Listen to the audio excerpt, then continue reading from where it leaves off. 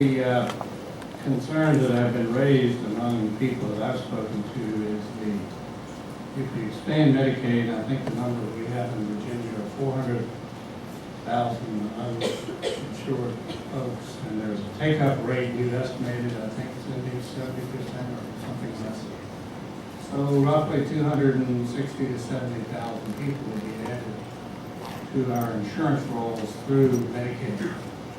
Question is, would that have how would you respond to the concern that that would have an impact on the availability of providers, particularly physicians, and the quality of the providers for the entire population? Or would we be penalizing the entire population and their access to quality care through that extension?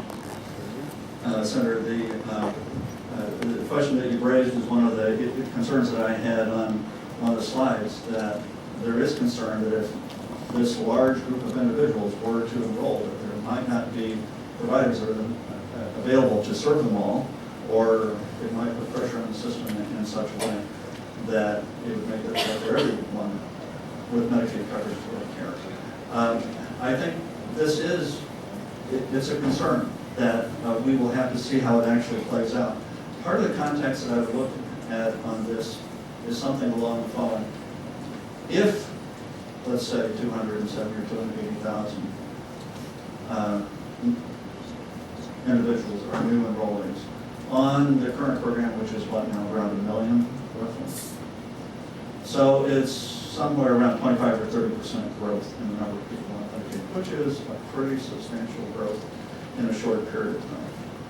But if you put that in perspective, in the decade of the 2000s, I'd have to look at Virginia specifically, but nationally Medicaid increased by around 58% in that decade. And the decade before that by 80%. And so when you put an 80% growth in the decade of the 90s and a roughly 60% growth in the decade of the 2000s, and now then you put in context of 25 to 30% growth, some have suggested that the system can absorb that. Now, the fact that this might come in a very much shorter period of time might impact that. But, and I do expect there will be some issues, particularly in some localities. But the system, I think there's a good chance the system can absorb that. If you ask the managed care companies, I think they would be able to address the question of whether they have the capacity to absorb that increased enrollment. All the ones that I've spoken with have said yes. Okay. All right. Thank you. Dr. Smith, we